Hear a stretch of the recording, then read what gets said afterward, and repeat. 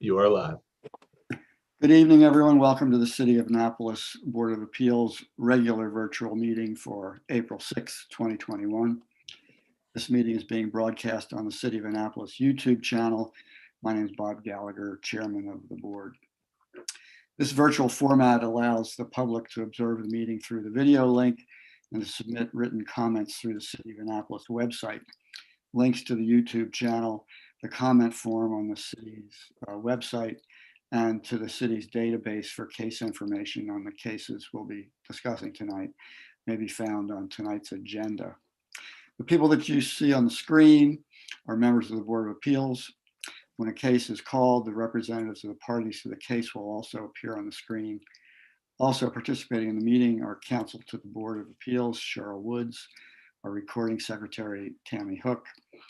Our technician tonight from the city is Julian. Also participating, there may be representatives of the city, including Dr. Sally Nash, the Director of Planning and Zoning, Joelle Braithwaite, Assistant City Attorney and Counsel to the department, Jacqueline Rouse, Liaison to the board, and one or more other staff working on the different cases. I think tonight we have Cynthia Godinius with us for our variance application. We ask everyone but the members of the board to mute their audio. If anyone wishes to speak during the meeting, please raise your hand and I will call on you to speak. Written comments on matters coming before the board tonight that were submitted up until noon today are made part of the record.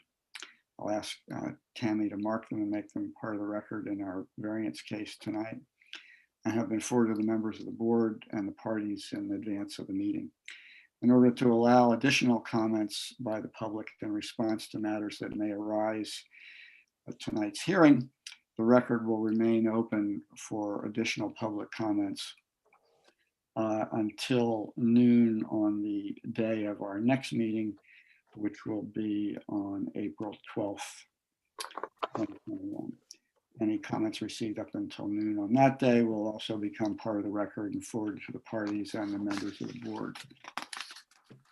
Let me remind everyone that communications with the board about any case by anyone other than a party to the case must go through the comment form, and communications by parties should go through the board liaison, Jackie Rouse. No one should contact any member of the board directly. We'll begin the meeting tonight by asking Tammy to call the roll, please. Mr. Gallagher, Yes. Mr. Thesali, Yes. Dr. Chen, Present. Mr. Burnett, Present. Mr. Walsh, and Mr. Dews. All right, we have congratulate ourselves, we have a quorum. Next, we'll move along to the agenda. Have the members of the board had a chance to review the agenda, and if there are any corrections or suggestions for changes? Move to accept. Second. All in favor? Aye. All right, that's terrific, thank you. We have minutes, don't we? We have minutes for March 2nd, 2021. Any suggestions or corrections to the minutes? All right, we'll entertain a motion. Move to accept the minutes. I don't think I was party to that. All right. All in favor? Aye. All right. All right, we'll accept the minutes. So I just wanted to report to the board that pursuant to our general agreement, I've signed our decisions in Special Exception 2020-005 relating to DPW and Special Exception 2020-007 relating to Evelyn's Place Restaurant, and Special Exception 2020-008/variance 2021-001 relating to 79 Franklin Street. All of those were uncontested, unanimous applications. Pursuant to your email authorization, I also signed a 6-month extension on the SPCA special exception and variance. So now we're ready to move along with our first and only application tonight, special exception 2021-002 by Mr. Palumbo to allow construction of a sunroom at the rear of his house at 87 Wind Whisperer Lane. So first of all, anyone who's going to testify in the Wind Whisperer Lane case, please raise your right hand. And do you swear or affirm, subject to penalties for perjury, that the evidence that you will give tonight will be true to the best of your knowledge? Let's hear an I do from any of the witnesses. Mr. Palumbo, maybe? I do. Thank you. All right, I understand we have one public comment. Is that right, Cynthia? That is correct. We received one public comment on the 5th from Marie Lamb. And she states that she is representing the Board of Mariners Point Community Association. The Mariners Point Community Association owned the property back behind 87, so to the rear of 87 Wind Whisper. They own the property. It's got like a drive that comes off of Georgetown Grove, and then it goes back to their pool back there. And so there is a public comment in opposition to the variance. We've read the comment, and we always appreciate comments from the public. Helps us understand what we're dealing with. So we'll make that an exhibit and admit it to the record, and we'll also make exhibits the staff report and any attachments to that. So with that, Cynthia, would you like to introduce the case for us? Sure. As you said, this is variance case VAR 2021-002 for 87 Wind Whisper Lane. The application was made by James Palumbo, the property owner, one of the property owners. And 87 Wind Whisper is a fairly unusual lot shape. It's kind of almost a pizza pie slice shape. And the existing house sits at the 30-foot setback for the rear. So to add anything additional, he does need a reduction to the 30-foot rear yard setback. And they're proposing to build a 14 by 14 foot sunroom and a deck. The deck doesn't require variance because to the best of my knowledge, it's under 4 feet off the ground, which that doesn't have to meet setbacks, but the sunroom does. So a reduction to the rear yard setback is required. And so that would put the required 30-foot setback, it would reduce it down to 16 feet. Okay. So looking at the photos, it looks like the proposed sunroom might extend a foot or two deeper into the yard than the existing deck does. Is that right? I don't know the exact dimensions, but that looks about right. I don't know if the contractor or Mr. Palumbo know that. Well, we'll hear from them in just a second. Okay. Yeah, I don't have that. I don't have that exact measurement. It may be 2 feet or so. And do you know, what is the size of the common natural area behind them that our commenter talked about?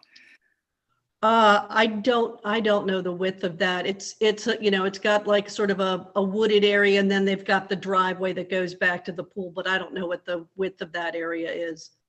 Okay. Any questions from other board members for Cynthia? I do Cynthia? have, oh, sorry. No, go ahead, Nadine, please. I just needed a clarification. I am looking at the drawing from the application that this drawing. Yeah, that's the survey with their Survey. drawing of the sunroom and the new deck on there. Yes, and I just want to clarify where the easement is. I see this dashed line going kind of the length of the lot? Is that the easement? So yes, so there's a homeowner's conservation easement, and if you see the little arrows, if you see where it's called out homeowner's conservation easement, and the arrows point to that dotted line, and then it points over to the, the edge of the property.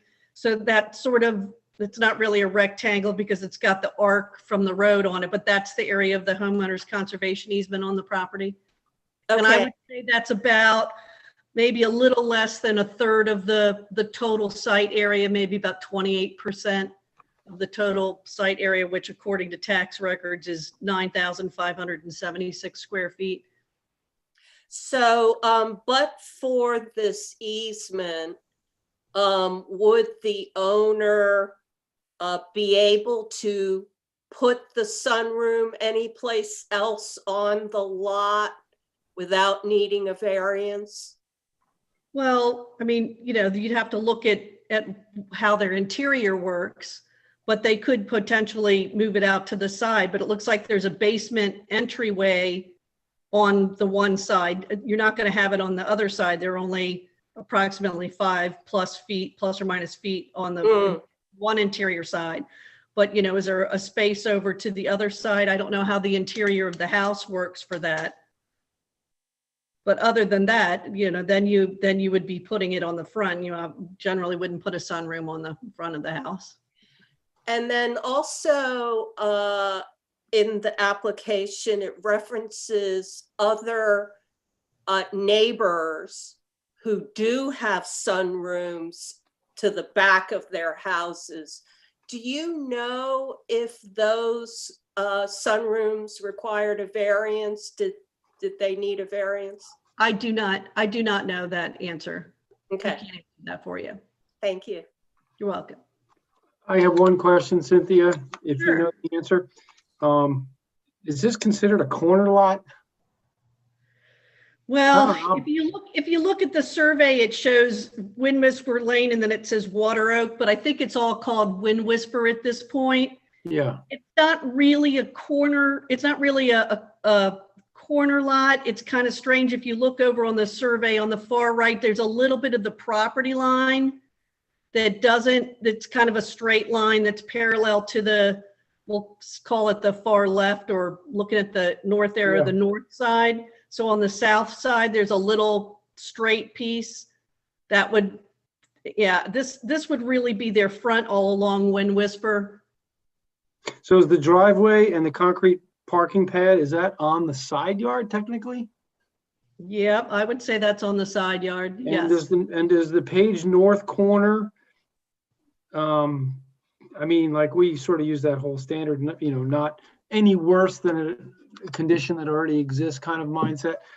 The sunroom doesn't encroach, at least sort of visually with my straight edge, any closer to that back barbed wire looking X lines there. Yeah, than that's usually representing a fence line. Yeah, so that the sunroom's no closer to the fence line than the driveway already is.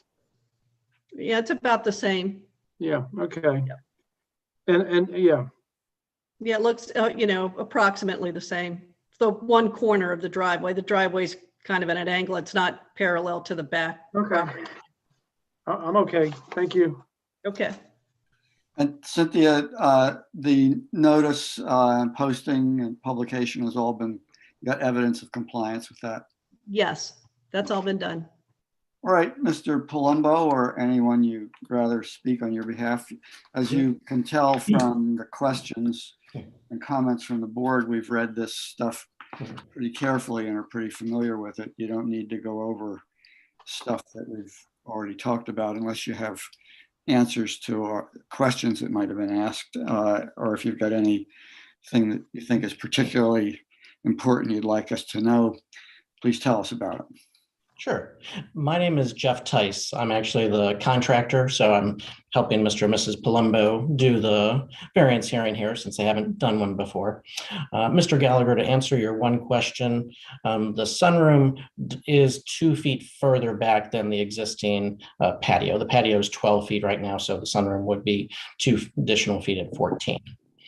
And then the next door neighbor's property, where you can kind of see over the fence, if you looked at picture number 5, you can see their sunroom in the backyard, and it goes about just as far as we're proposing to go back into the backyard as far as distance goes.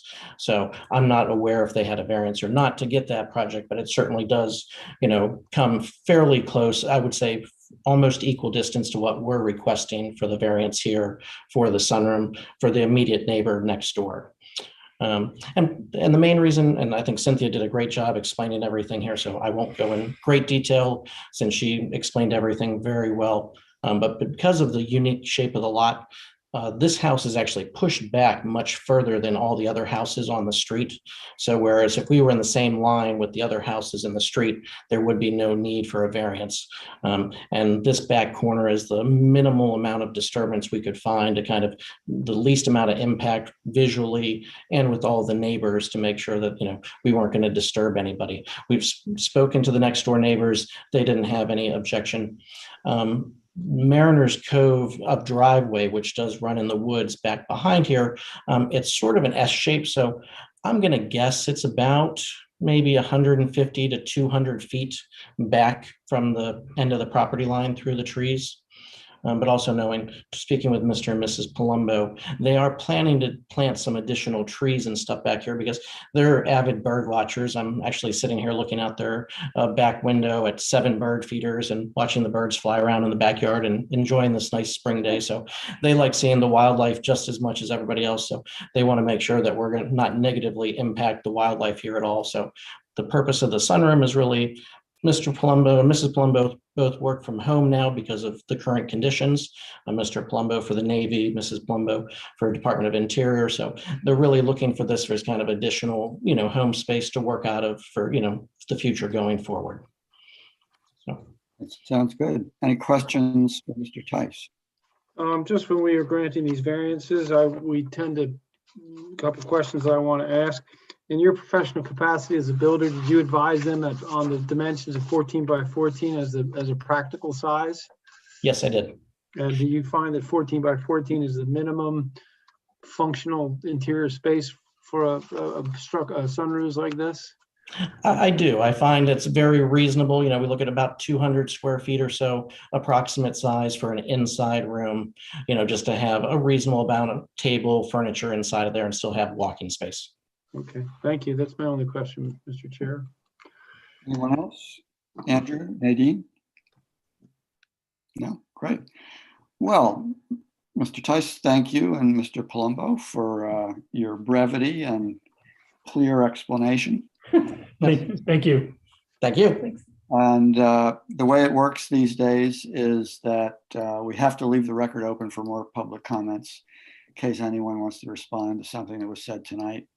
But we will deliberate and make our decision on your application at our next meeting on the 21st. Yes, sir. Great. Oh, Thank you. we look forward to giving you a decision then. Thanks. Thank you very much. Very much. We do as well. Thank you. Thank you. Okay, new business. This has been an interesting week. Yes, Christian. Can we just get for the members of the board who weren't here last week, can we get a primer on the Maryland's Court of Appeals finding on the, Yeah. Yep, That's what I'm launching into. thank you. So you'll recall in connection with 424, 428 4th Street, there were, they wanted 3 things. They wanted a zoning boundary adjustment, a variance, and a special exception to open the 75-seat Adam's Rib restaurant. It was one of the longest hearings we've ever had. I don't know, it's like 4 nights. And that's saying something. Yeah, contested vigorously by counsel for some neighbors. And our eventual disposition of it was that we denied the variance by a vote of 2-2 and granted the special exception. And I forget what we did with the zoning boundary adjustment, but that's not an issue anymore. And so both sides appealed. The neighbors appealed the grant of the special exception, and the applicant appealed the denial of the variance, and I guess the zoning boundary. The neighbors also appealed our grant of the zoning boundary adjustment. So the Circuit Court for Anne Arundel County upheld our denial of the variance, said we were perfectly reasonable in denying the variance, upheld whatever it was we did on the zoning boundary adjustment. But as to the special exception, they said, and this was an argument that the neighbors made late in the game, they said the special exception requires compliance with parking requirements. And without the variance, they can't comply with the parking requirements for a 75-seat restaurant. That's what they had applied for. So the court said, we're going to send the case back to you and we want you to explain your reasoning, how you could grant them the special exception when you denied them the variance. Now, certainly I considered that at the time, and I think probably you all did too. In fact, well, Christian and Nadine didn't sit on that one, did you? We sat through probably 3 of 4 or 4 of 5. Yeah, I was part of that. Okay, all right, you were then. And my thinking was that they need the special exception for a restaurant of any size greater than 50. And that if, as a result of our denial of the variance, they wouldn't have enough parking for 75, then they could talk to staff and see if they get approval to put in a lesser number of seats, more than 50 presumably, and less than 75. And they'd have the special exception they needed to do that. But I mean, if you read the law, a very literal reading of it, the neighbors have a case. So if we give the court that explanation of what we did and why we did it, it could go either way. Not clear to me that either answer is absolutely required. So that's where that is. So we need, on advice from Cheryl, we need to set it for hearing and hear from the parties and deliberate and make a decision on remand like we would in any other appeal. And I thought it would be useful to get briefs from the parties before we do that, even before we schedule it, so we get an idea of how complicated it's going to be.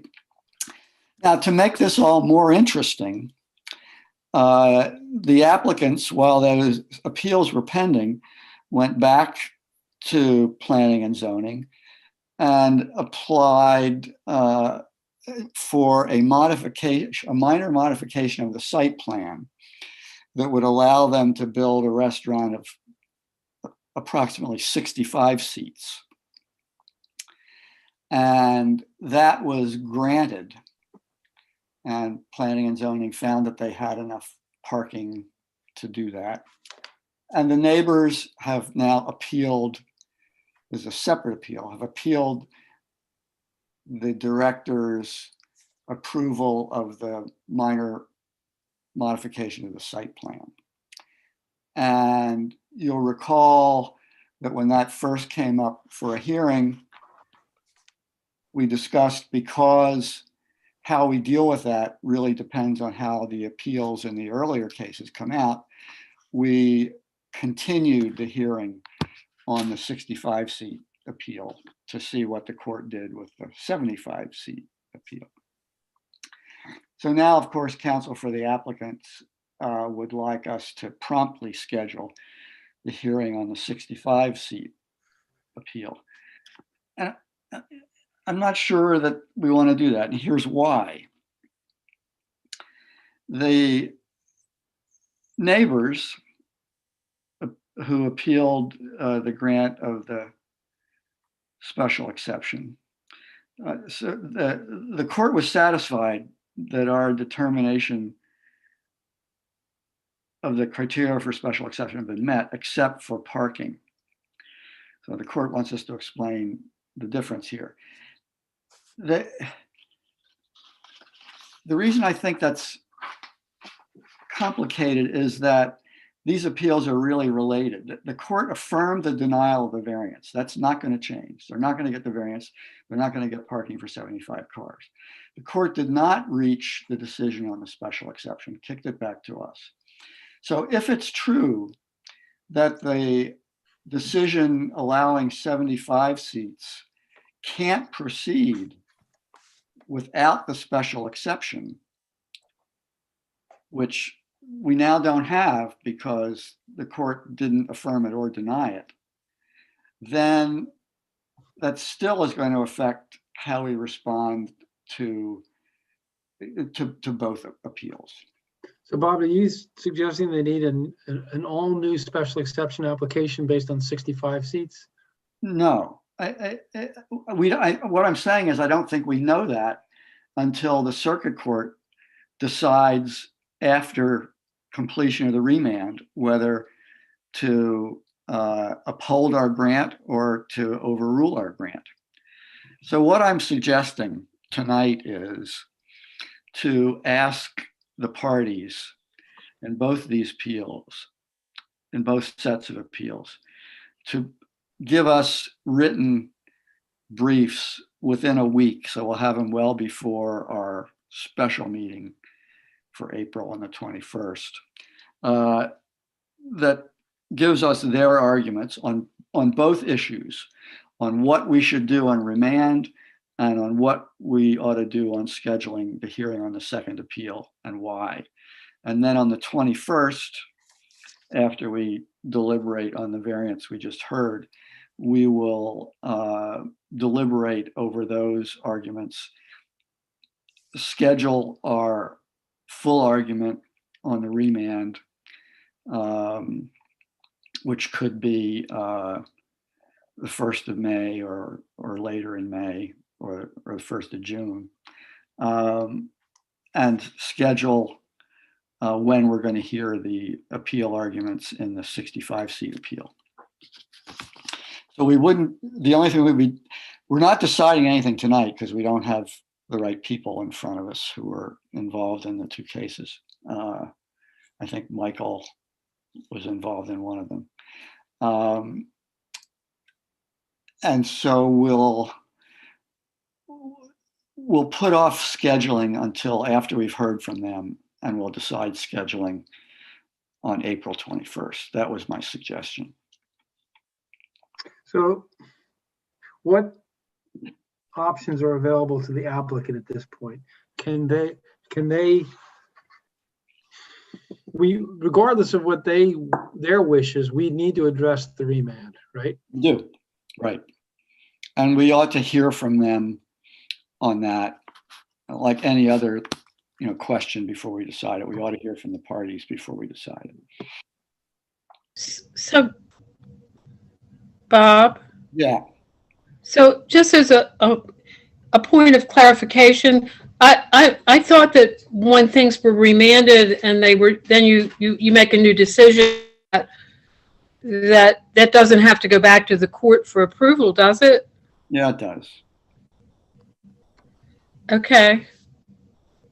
I thought, okay, well, I don't remember that happening before, but, They're not asking us to make a new decision. They're asking us to explain the decision that we've already made. Okay. To determine whether we were correct or incorrect. Right.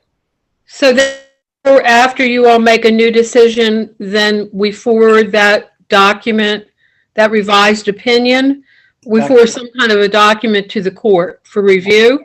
Yes, that's right. So Okay.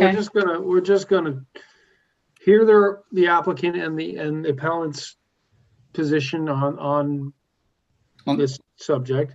We're gonna take it under advisement, and then the board, under your pen, is gonna write how we came, the logic that we thought would take over if the special exception was granted and the variance was denied. Yeah. How we thought it would run its course, Right, but didn't articulate in our opinion. exactly. And I still think You, that's the right way to go, but this is Cheryl. hold on, Cheryl. Okay, sure. No, go ahead, Cheryl. I'll ask my question after. Okay, I'm sorry. You also could, you could change what you did before as well. So, I mean, you're not always just trying to explain what you did before. You could hear arguments from the parties that cause you to change what you did before. So you Right. do have, okay, I just want to make that clear. I wasn't sure that was Right. clear to everybody. Cheryl, but when you say change what we did, the only thing available to us is To deny it. To deny deny. at that point. Yes. So, and that's not likely, but I just wanted to make sure you knew Okay. that that's a possibility. So one more point that I wanted to get some clarification on was, I guess, so the people who would participate in this new hearing would be just the same people previously participated and who were party to that decision. I think there were four of them. I was trying to find the names. Everybody, could other people also participate? It has to be 4. It was 2-2 decision. It'll be the same parties who appeared, Okay. who happen to be the same people involved in both sets of appeals. The same lawyer. No, I didn't mean that. I meant on the board. I meant from the board. Oh, from the board. I'm sorry. I should have been clearer in what I was asking. It's okay, Jackie. I knew what you meant. Bob's he's slipping a little. As we, I know. I understand. the people who handle the remand You ought to better be the speak same up. people who handle the decision. Okay. Who were those 4? It was. I'm trying to find the email where I wrote it down. Well, I can tell you who it has to be by mathematical elimination. It has to be. I don't know who it has to be. Okay, go ahead, Christian. I was definitely one of them because I voted against the variance. I don't remember if I did or not. I thought it was. Oh, so you were going to do the mathematical elimination. Yeah. Now you don't Now I'm remember? having a moment of doubt whether I voted or not. Now who's slipping? Whoa. I'm just trying to stick up for the chair. I know you were there, Andrew. I remember. I that. was there. I thought it was Mr. Walsh, but maybe it was Mr. Zanelli. I think it was Andrew, Michael, Nadine, and Bob. I think so. I think So Christian. you just failed the test, Christian. Thank you. Well, the Burnett's are notorious suck-ups. So But I'm going to double check that. Christian was off virtually skiing. Now he had to work. did I? Yes, Christian, that's what you were This doing. was a whole year ago. I mean, Well, It was pre-pandemic. I think you claimed to be traveling for work. If you call for, I'm riding EMS, the city of Annapolis, the next weekend. So if you happen to get called for emergency services, you may get me as your EMT next weekend. Oh my goodness. You're kidding. Nope. Whoa. Another one of my side hobbies. That Well, I think that's really terrific. well, they're all great people. At my age, like, several free rides like that, and they're terrific people. Are Fun. you going to write something up that I would forward to the parties to the Yeah, if the, my colleagues agree with that suggestion, I'll send you something in the morning to send out to them, inviting them. and we're going to give them a week for a deadline, correct? That's right. So if to Well, until next Tuesday. If I send it out tomorrow, we'll give them till next Wednesday or till next Friday. Next Wednesday. Okay, next Wednesday. Okay. COB Wednesday. So what are we doing with the 65 seat application? We're going to decide on the 21st when to schedule it for the full hearing. The appeal. That's right. I believe before the Office of Law said that we should not schedule that appeal until this entire thing that was going on in the courts was finished. The We office sort of made a commitment to try to. I'm keep this one- just pointing that out. With all respect to Joelle, the Office of Law represents a party in this case. Right. And will take their views into account. Okay. Green Mr. Mustard Seed. Okay. All right, so I'll get you something in the morning, Jackie. Okay. Andrew, would you like to make the motion? I would move to adjourn. We saved Andrew for that. Who wants to second that? I second. All in favor? Aye. Aye. Everyone have a great week. This was a great meeting. Thanks,